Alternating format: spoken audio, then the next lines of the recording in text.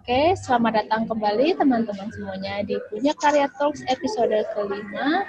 Bagi teman-teman yang baru pertama kali subscribe di Punya Karya Talks di Spotify dan YouTube, saya ucapkan selamat datang. Di Punya Karya Talks episode kelima ini, bersama saya Hasna Safira, owner dari Maya Zestaf. Biasanya saya ditemani sama rekan saya Afdan dari Alametric, tapi hari ini saya sendiri. Jadi bagi teman-teman yang kangen sama suaranya Afdan bisa play di episode sebelumnya atau nanti di episode berikutnya.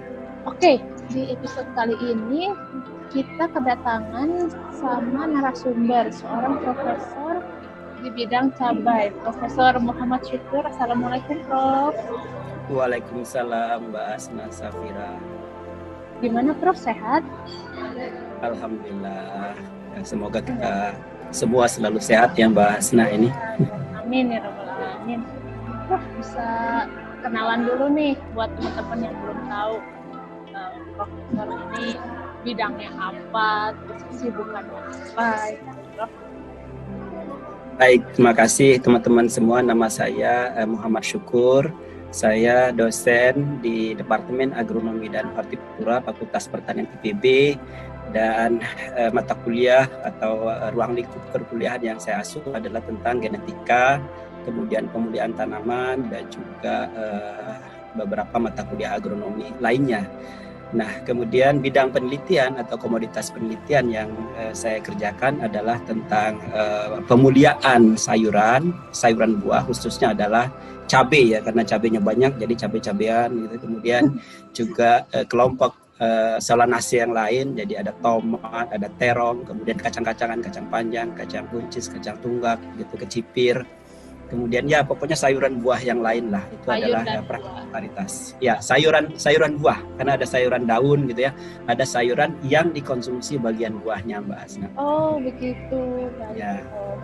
Ini sesuai nih sama backgroundnya Prof Syukur, ini kan cabai nih ya, Prof. Iya. Jadi benar-benar menggambarkan bidangnya Prof banget nih. Ya.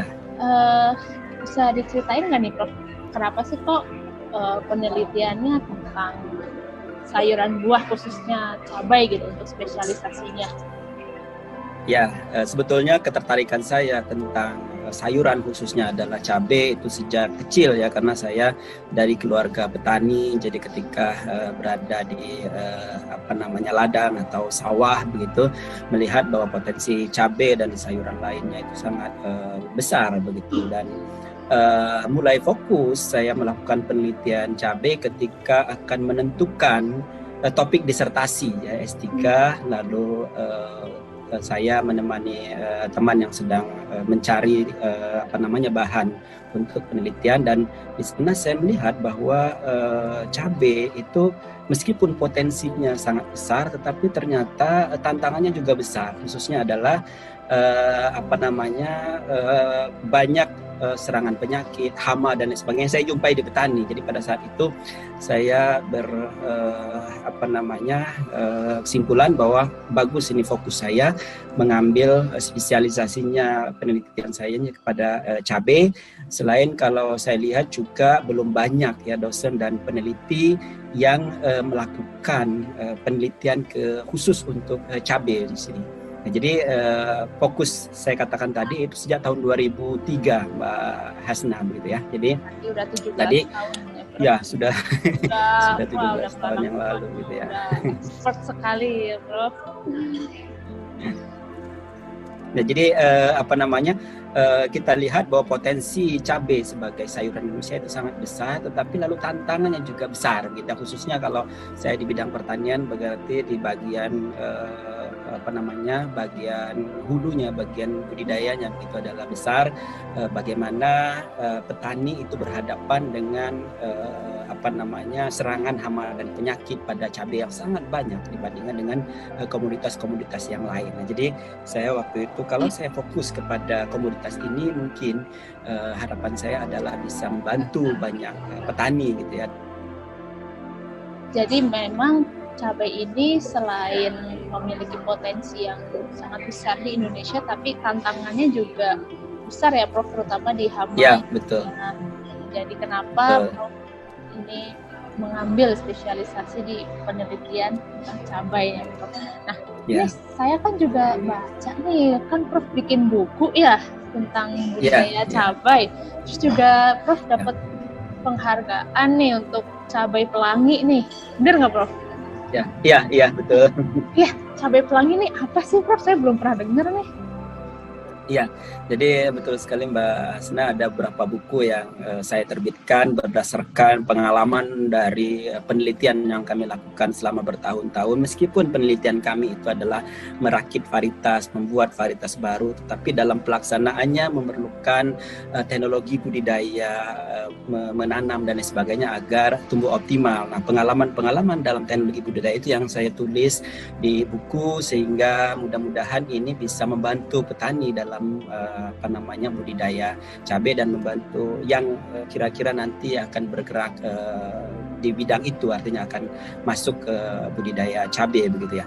Nah, dalam penelitian saya awalnya saya melakukan penelitian pada cabai besar untuk konsumsi, cabai besar pedas begitu ya, untuk ke industri, kemudian ke cabai keriting, dan belakangan saya juga merakit untuk cabai hias ya, jadi yang kita sebut sekarang cabai pelangi, karena dalam suatu tanaman itu warnanya berbeda-beda. Nah, jadi itu dari rangkaian penelitian saya lihat bahwa cabai itu selain daripada ditanam oleh petani, juga kita perlu rakit varietas yang bisa ditanam oleh ibu-ibu rumah tangga, hobis. Nah, kalau ibu-ibu rumah tangga pasti selain daripada tentu hasil, produktivitas dan lain sebagainya, yang dilihat adalah apakah menarik atau tidak sesuatu yang ditanam. Jadi ada value atau nilai lebih dari tanaman sendiri, selain daripada waktu dikonsumsi juga indah waktu dipandang. Maka pilihan saya adalah cabai hias ya belakangan ini untuk dirakit gitu. Jadi warnanya warna-warni seperti pelangi ya Prof? Iya, ada banyak warna dalam satu tanaman sekaligus begitu. Kan Prof, sekarang ini kan kita lagi masa-masa pandemi COVID ya Prof. Nah, menurut Prof nih sebagai pakar dan akademisi, kira-kira ini bisa jadi alternatif nggak sih Prof untuk mungkin teman-teman yang ingin memulai untuk berwirausaha, khususnya di pangan atau di cabai gitu? Ya, baik Mbak Asna. Jadi kalau kita perhatikan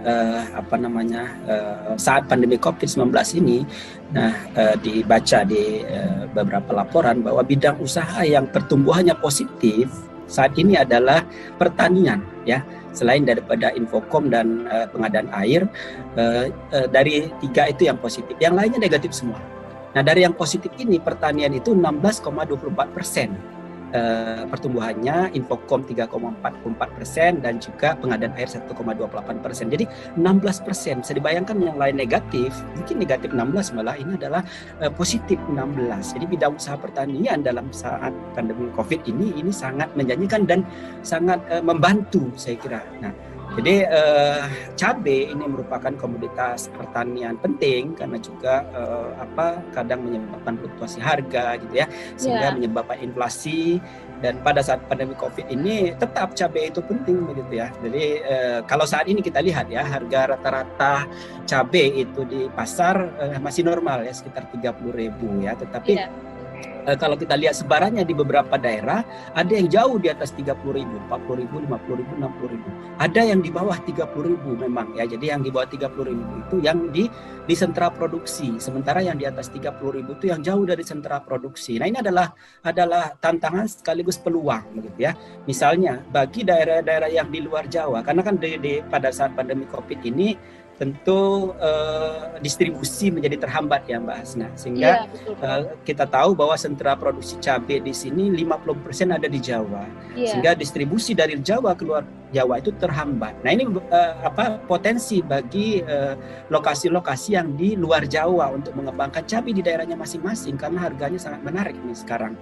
Nah, jadi tentu dengan pandemi Covid tadi yang karena terganggu distribusinya, ini kesempatan bagi lokasi-lokasi yang jauh di luar Jawa untuk mengembangkan, untuk memenuhi kebutuhan cabai di daerahnya.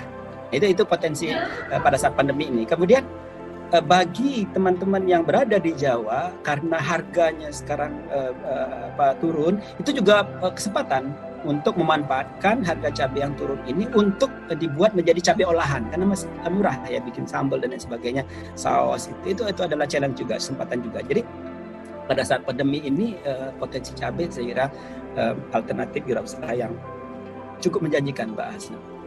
Lagi didukung dengan adanya data dari industri pertanian itu positif 16%. Ya, positif 16%. Begitu. Kita juga ingin agar pemerintah fokus juga membangun pertanian ini, dan ini merupakan bukti bahwa sektor pertanian ini selalu menjadi penyelamat dalam hampir setiap krisis gitu ya. Krisis beberapa tahun yang lalu juga bidang pertanian yang tetap mensupport begitu. Nah, jadi tahun 98, kemudian tahun 2008 dan sekarang tahun 2020 itu terbukti bahwa bidang pertanian ini selalu menjadi penyelamat kita gitu ya.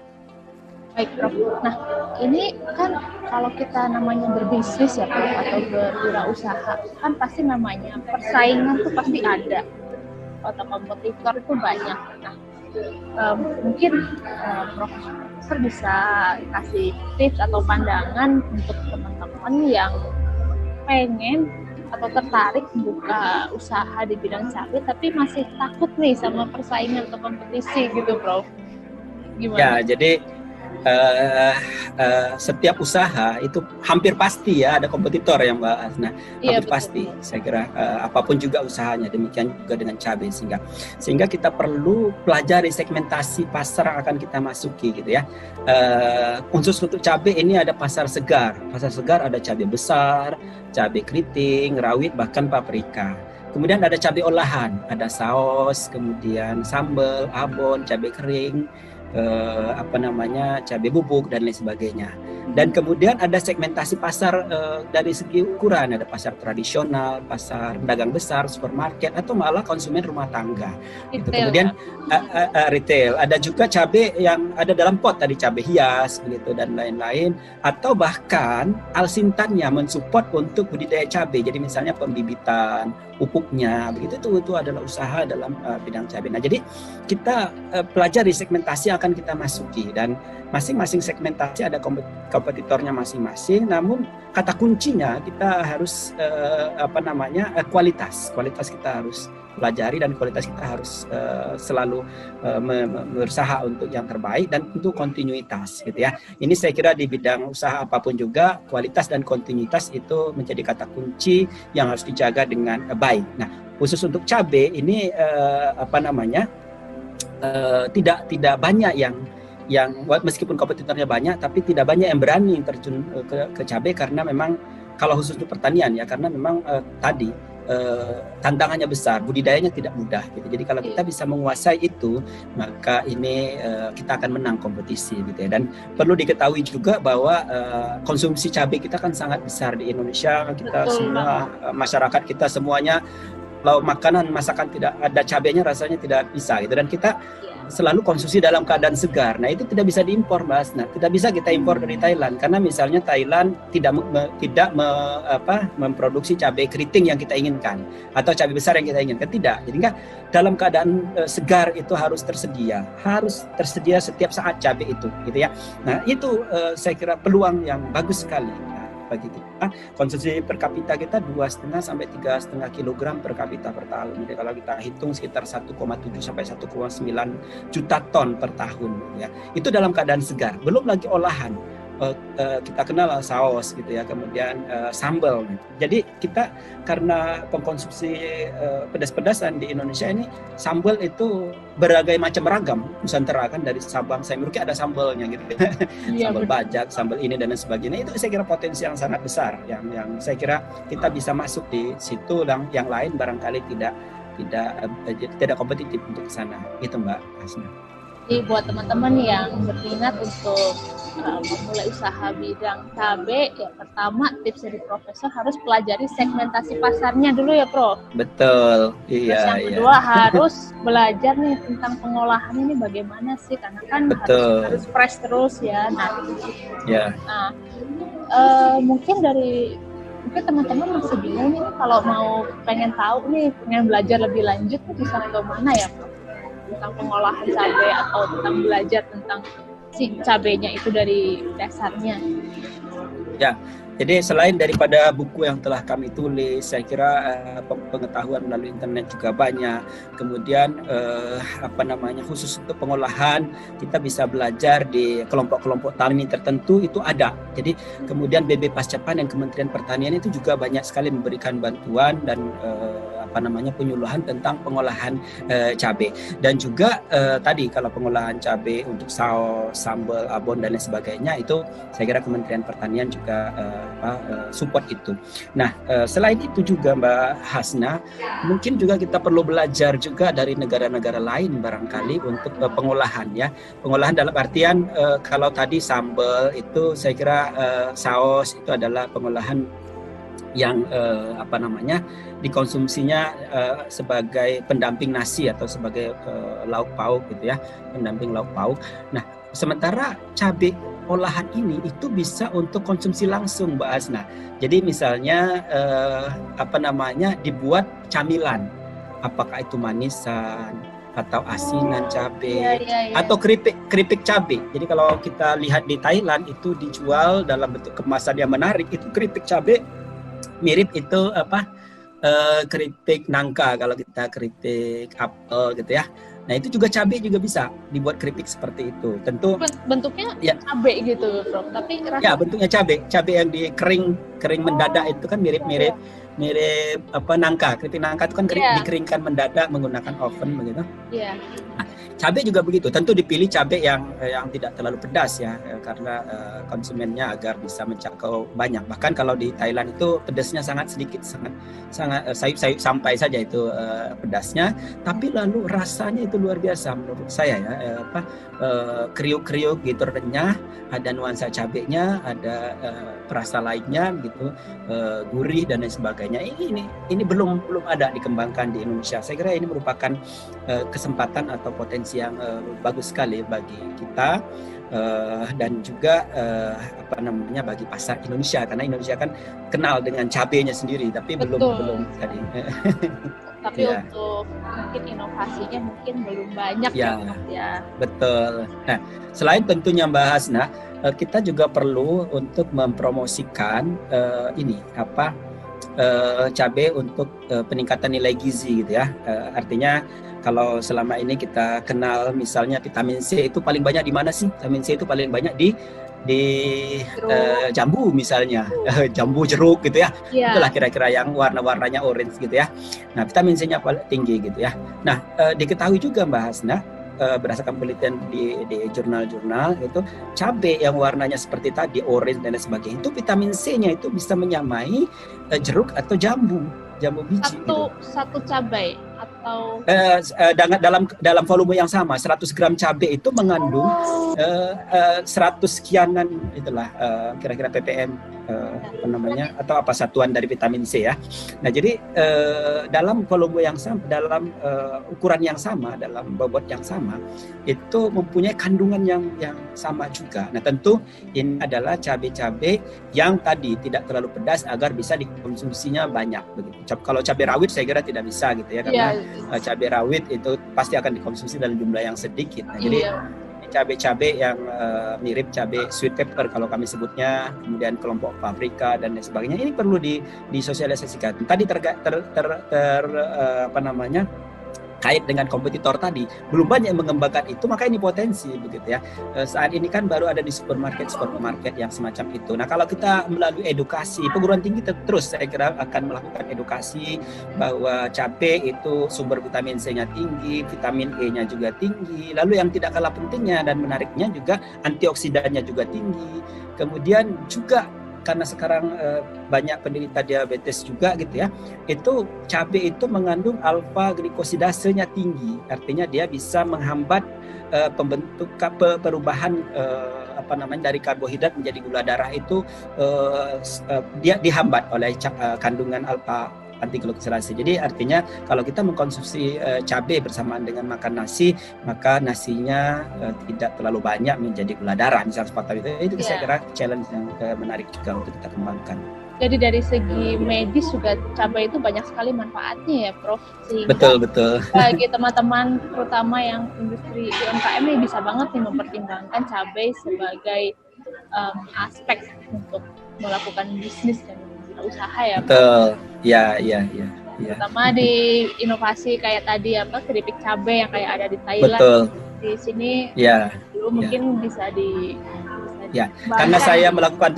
karena saya melakukan penelitian cabai, Mbak Asna, jadi sejak tahun 2003, maka ketika teman-teman itu keluar negeri lalu ada hal semacam tadi, misalnya keripik cabai di Thailand, di Korea gitu atau di Belanda, itu mesti dibawakan oleh-oleh buat saya. Jadi saya tahu, ini di negara itu ada hal semacam ini loh. Jadi kesempatan kita untuk mengembangkan yang semacam itu begitu. Prof, salahnya kan begini, seperti yang Prof kasih tahu, kalau cabai di kita tuh kita nggak bisa impor kan, karena kan harus fresh. Sedangkan mungkin bagi teman-teman masih khawatir nih kan cabai kan cepet busuk ya, bisa dibilang. Gimana nih caranya awet dan tetap punya daya jual gitu?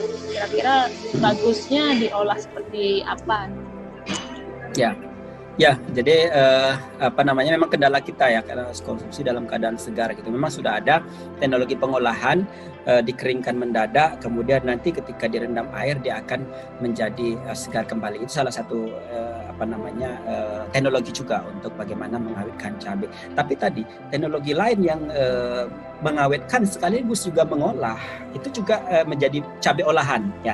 Cabai olahan yang sangat diminati, saus, bubuk, abon, sambal. Tadi saya kira sambal Nusantara. Jadi kalau kita buat sambal Nusantara dari Aceh, dari Sabang sampai Merauke, saya kira itu sesuatu yang menarik.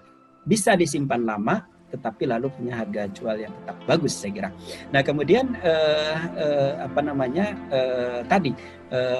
terobosan-terobosan baru berupa manisan cabai gitu, asinan cabai, keripik cabai, itu juga bagian dari penyimpanan juga gitu ya, dan pengawetan juga, tetapi lalu juga bisa langsung dipasarkan. Artinya pengolahan untuk penyimpanan, tapi langsung juga untuk dipasarkan gitu ya, selain daripada konsumsi segar. Nah, jadi terutama pada saat harga cabai lagi turun begitu ya. Harga cabai lagi turun, kalau di bawah 20.000 itu harga cabai itu sangat rendah di bawah keekonomian. Nah, itu kesempatan kita untuk menyerap sebanyak-banyaknya produksi dari petani untuk dibuat saus, misalnya untuk dibuat sambal gitu, untuk dibuat abon begitu, dan itu bisa disimpan cukup lama ya. Saya kira teman-teman yang berada di sentra produksi cabai itu kesempatan untuk menggunakan itu gitu. Atau kalau misalnya teman-teman masuk ke wirausaha cabai kemudian melakukan budidayanya, juga belajar bagaimana cara mengolahnya nanti. Karena kita tahu bahwa ketika saat ini harga sedang naik, tidak bisa menjamin 4 bulan kemudian apakah harga masih naik atau tidak gitu ya. Sehingga kita harus siap-siap dengan teknologi pengolahannya. In case nanti pada saat dia sedang produksi dan sedang tinggi produksinya gitu, kemudian harga tidak ekonomis, maka kita bisa switch ke pengolahan, dan tentu ini masih ada nilai tambah yang baik, saya kira gitu. Dan juga harapannya dengan adanya pengolahan yang lain, si cabenya itu bisa lebih awet ya, Prof. Betul, karena dengan teknologi seperti itu sekaligus juga bisa mengawetkan begitu ya. Mengawetkan. Jadi kalau misalnya kita masih ingin cabenya untuk keperluan memasak, itu ada teknologi pengawetan sendiri agar dia bisa tetap bisa digunakan untuk tujuan. Terkait harga cabai yang cenderung berfluktuasi nih, Prof, kira-kira dari Prof sendiri ada tips atau pandangan mungkin bagi teman-teman yang kiranya khawatir gitu tentang harga yang cabai naik turun, takutnya nanti pas beli terus nanti harganya naik, atau sebaliknya, kira-kira apakah fluktuasi itu bisa diprediksi atau bagaimana? Ya, teman-teman bisa mengakses informasi harga dari yang dirilis oleh Bank Indonesia ya, untuk harga panen, itu ada di website. Itu selama 5 tahun atau 10 tahun belakangan bahkan gitu, itu bisa kita lihat iramanya. di bulan-bulan apa kira-kira harga sedang naik, di bulan-bulan apa harga stabil, bahkan di bulan-bulan apa harga sedang turun. Memang secara total per tahun cabai itu kita cukup ya 1,7 sampai 1,9 juta ton ya kebutuhan kita, lalu bisa dicukupi dengan. Tapi dalam bulan-bulan tertentu karena cabai itu sangat juga tergantung dari fluktuasi dari cuaca, iklim itu juga menentukan. Jadi misalnya di bulan-bulan yang curah hujannya tinggi, biasanya serangan penyakitnya banyak, itu produktivitas akan turun 30%. Nah, karena produktivitas turun 30%, maka persediaan cabai itu akan berkurang sebesar 30%. Nah, pada bulan-bulan itu biasanya harga akan naik. Di bulan Desember, Januari, Februari ketika curah hujan naik, maka harga akan naik karena produksi akan turun gitu sebesar 30%. Sementara konsumsi kita tidak terlalu jauh turun naiknya, itu konsumsi kita hampir bisa dipastikan tetap gitu ya. Nah, pada saat produksi lagi berlimpah, biasanya di bulan-bulan peralihan, bulan-bulan musim kering gitu ya, antara setelah menanam padi begitu biasa kalau di sawah gitu. Nah, itu produksi kita akan oversupply gitu ya. Jadi karena yang tadinya nanam padi kemudian nanam cabai, kemudian yang tadinya nanam cabai memang tetap nanam cabai, sehingga produksinya akan oversupply. Itu biasanya harga akan relatif turun. Nah, jadi kita bergerak di bidang mana tadi? Kalau kita ingin memproduksi, maka mungkin kita bisa gunakan bulan-bulan yang kira-kira produksi akan turun gitu ya. Tapi dengan catatan tadi ya, kita harus tahu teknologi budidaya di musim hujan dan lain sebagainya. Sementara tadi kalau misalnya produksinya lagi melonjak, mungkin kita tidak tanam tapi kita memanfaatkan produksi tadi untuk mengolah gitu ya. Jadi kita harus pandai tadi mensiasati suasana seperti itu, sehingga fluktuasi harga itu bisa kita siasati, bisa kita manfaatkan untuk bisnis kita gitu. Ya, Prof. Jadi buat teman-teman semua itu bisa kita lihat ya datanya ya Prof dari websitenya BI. Ya, betul. Ya. Makan faktor tadi cuaca, iklim, semua pokoknya lengkap ya Prof. Ya, betul. Kira-kira nih kalau bagi seseorang yang mau mulai usaha cabai nih, modalnya kira-kira besar nggak sih Prof? Kalau untuk UMKM. Ya, jadi memang kalau kita lihat BC rasionya kan sekitar 2-3 ya. Artinya kita menginvestasikan Rp1 itu mendapat 2-3 rupiah gitu, 2 kali lipat sampai 3 kali lipat gitu ya. Cukup menjanjikan gitu ya. Nah, modal dan omset saya kira sangat tergantung dari segmentasi pasar kita tadi mau di mana gitu ya. Jadi kalau misalnya kita bagi yang baru barangkali bergerak di cabai, misalnya coba-coba kita mau segmen mana, mau segmen budidaya, itu mungkin jangan terlalu luas dulu, 1.000 meter persegi. Perlu diketahui bahwa 1 hektar itu 10.000 meter persegi itu biaya produksinya sekitar 100 juta Mbak Hasna Safira. Jadi kalau misalnya kita punya 1.000 meter berarti sekitar 10-15 juta barangkali modalnya begitu ya. Nah, jadi kita pelajari dulu dalam skala kecil dulu, dan segmentasi pasar tadi seperti apa gitu. Kita mau ngambil yang mana, apakah akan mensupport pasar rumah tangga begitu ya, dari retail gitu ya, dengan pola antar ke rumah, misalnya seperti sekarang ini pandemi Covid ya, antar ke rumah. Itu kita mulai dari yang kecil-kecil aja dulu. Ya, kita mulai dari kecil dulu gitu ya. Kecil tapi lalu kita bisa support juga kita lihat link yang lain juga gitu ya. Jadi kita membudidayakan dalam skala yang tidak terlalu luas, tapi lalu kerjasama juga dengan petani yang lain kalau misalnya ternyata permintaan di luar atau lebih tinggi daripada yang kita perkirakan gitu ya Mbak Hasna. Jadi intinya jangan takut berusaha gitu. Kita bisa mulai dari yang kecil dulu.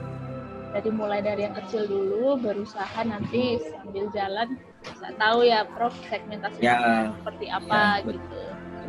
Iya. Pertanyaan terakhir nih Prof, dari Profesor sendiri, apakah ada harapan bagi generasi muda sekarang nih, teman-teman yang minat untuk berbisnis di bidang pertanian khususnya cabai? Ya, jadi Mbak Hasna dan teman-teman semua, bahwa sektor pertanian adalah tulang punggung perekonomian bangsa, tadi sudah kita bahas juga. Dan pangan dari pertanian, dari produk pertanian ini akan selalu dibutuhkan sepanjang masa. Selagi kita butuh makan, berarti butuh pangan. Pangan berarti pertanian. Jadi Betul. itu kata kunci yang selalu nyambung gitu ya. Nah, sektor pertanian ini akan sangat menjanjikan. Apalagi sama zaman teknologi yang serba maju sekarang, kita juga bisa memanfaatkan IT, penjualan sekarang sudah relatif mudah gitu ya, tidak harus ke pasar induk dan lain sebagainya. Nah, dengan demikian maka saya kira ini adalah peluang usaha bagi generasi muda kita. Nah, jadi jangan malu bagi generasi muda untuk terjun di bidang pertanian. Ya, khususnya cabai gitu ya. Saya kira contoh-contoh untuk petani milenial itu banyak begitu ya. Dengan teknologi yang sekarang kita bisa memodifikasi lingkungan sedemikian rupa begitu ya. Apakah itu menggunakan greenhouse atau irigasi tetes dan lain sebagainya. Saya kira teknologi semacam itu bisa diterapkan yang mungkin saja orang tua kita dulu gitu ya, atau yang sudah lama di bidang pertanian itu belum mampu untuk mengikuti perkembangan teknologi yang sekarang. Nah, anak muda barangkali bisa membantu mengelingkan anak muda yang bisa menggunakan teknologi yang ada sekarang ya untuk berwirausaha di bidang pertanian dan khususnya adalah cabai. Saya kira contoh-contoh lulusan IPB itu ada banyak gitu ya, Mas Rizal misalnya, kemudian Mas Sandi Okta gitu. Itu kalau kita lihat di search Google gitu ya, itu adalah contoh-contoh petani milenial yang sukses ya, di bidang pertanian. Dan ternyata pertanian itu tidak identik dengan apa yang kita pikirkan sebelum-sebelumnya. Gitu saya kira, Mbak Hasna Sabira. Betul sekali, Prof. Terima kasih atas tipsnya. Jadi buat teman-teman yang mau mulai usaha pertanian khususnya cabai, jadi jangan takut karena pertanian itu bisa dibilang pertahanan negara ya, Prof. Karena kan semua betul ya.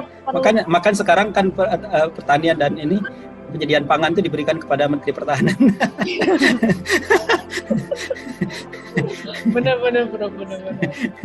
Iya, oke. Terima kasih Prof atas waktunya dan juga sharingnya yang sangat inspiratif dan bermanfaat. Sama-sama, Mbak. Iya, dan mudah-mudahan bagi teman-teman yang sedang streaming di Punya Karya Talks ini bisa mengambil manfaat dan juga mungkin terinspirasi untuk segera memulai usaha di bidang BHP ini.